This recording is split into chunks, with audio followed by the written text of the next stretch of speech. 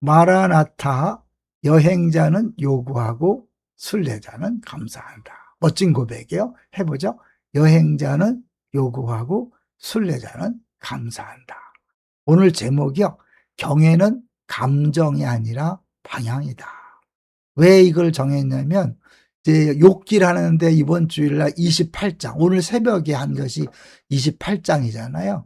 28장은 욥기의 가장 가운데 있는 것이고 핵심이고 신학적인 어떻게 보면 굉장한 그런 내용인 거죠.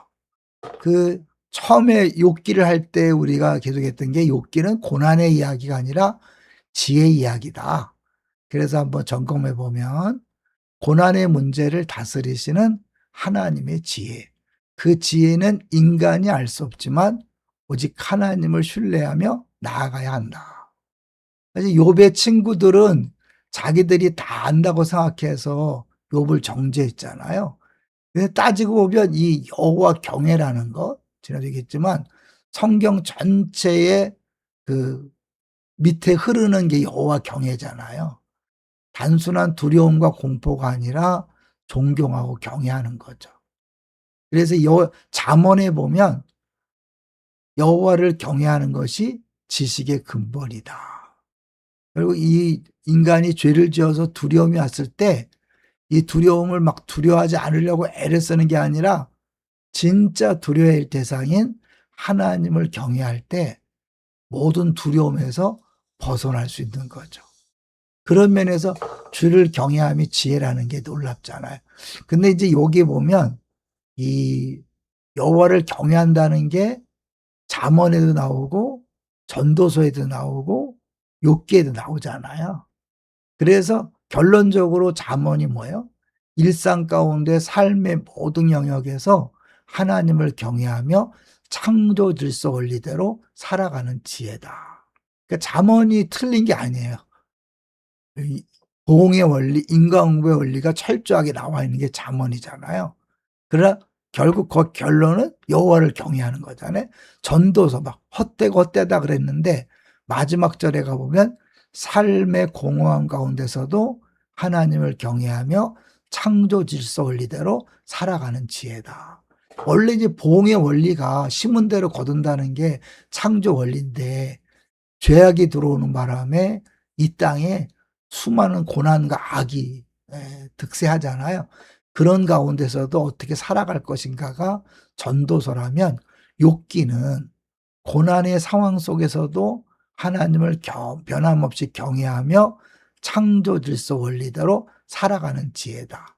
잠언 1장 7절, 전도서 12장 13절, 욥기 28장 28절이 다 똑같이 여호와를 경외하는 것이 지혜라는 이야기를 하고 있죠. 그래서 주일날도 말씀드렸지만 잠언이 초급 과정이라면 전도서는 중급 과정, 그리고 욥기는 고급 과정이라고 말할 수 있는 거죠. 욥기 28장에 한마디로 경고는 뭐냐면 하나님의 통치를 함부로 논하지 말라. 하나님의 지혜를 어디서 찾을 수 있나? 세상에서 못 찾는다는 거예요. 그런데도 불구하고 세 친구는 자기들이 아는 것처럼 했는데 잠잠하라. 함부로 말하지 말라. 그런 거잖아요. 근데 이거는 욥에게도 해당됐죠. 그러니까 나중에 욥이 하나님 앞에 자기 입을 가리잖아요. 내가 모르고 아는 것처럼 말했습니다. 결국 나는 모른다는 게 결론이죠. 나는 모른다. 진정한 지혜는 사람이 알 수 없다. 오직 누구만 알 수 있다? 하나님만이 알 수 있다. 그럼 하나님만이 알 수 있다는 걸 인정하면 어떻게 해요? 나의 모름을 인정하고 하나님을 따라가는 거죠. 그러니까 다 알 수 없으니까 잘 몰라. 그러니까 한 걸음 한 걸음 따라가는 거죠. 그러니 말씀에 순종하는 게 필요하잖아요. 여러분 요새 한창 모든 사람들이 지금 혜택을 누리는 게 AI잖아요. 우리 아내도 최근에 계속해서 그 챗 GPT를 통해서 그렇게 유익을 얻는데 질문하니까 이제 뭘 스마트폰에 문제가 생겼는데 우리 딸하고 사이한테 문자를 보내서 답이 없으니까 챗 GPT에 물어서 해결했어요. 근데 해결됐다. 어떻게 했냐 그래서 챗 씨가 했다. 챗GPT가 최 씨가 했다 그러니까 우리 딸이 최만석 목사님이 했냐고 그런 유머가 있었어요. 이제 그런 정도로 사실은 지금 모든 사람들이 챗GPT 또 다양한 거지만 AI를 무시할 수 없어요. AI를 무시하는 거는 본인이 무식함을 드러내는 것이고 바보 같은 짓이에요. 우리가 모르는 것을 AI가 할 수 있다라고 인정하면 어떻게 해요? AI 말을 들어야 되잖아요. 옛날엔 네이버 말을 너무 들어갖고 애기 그 엄마하고 딸하고 맨날 싸웠잖아요. 애기 키우는 문제로. 그다음에 구글 검색을 많이 했지만 이제 현재는 AI가 대세잖아요. 여러분 AI가 우리보다 뛰어나다고 인정하고 그 말을 듣는다면 하나님이 우리랑 비교해서 어떻게 해요? 하나님과 비교할 수 없잖아요.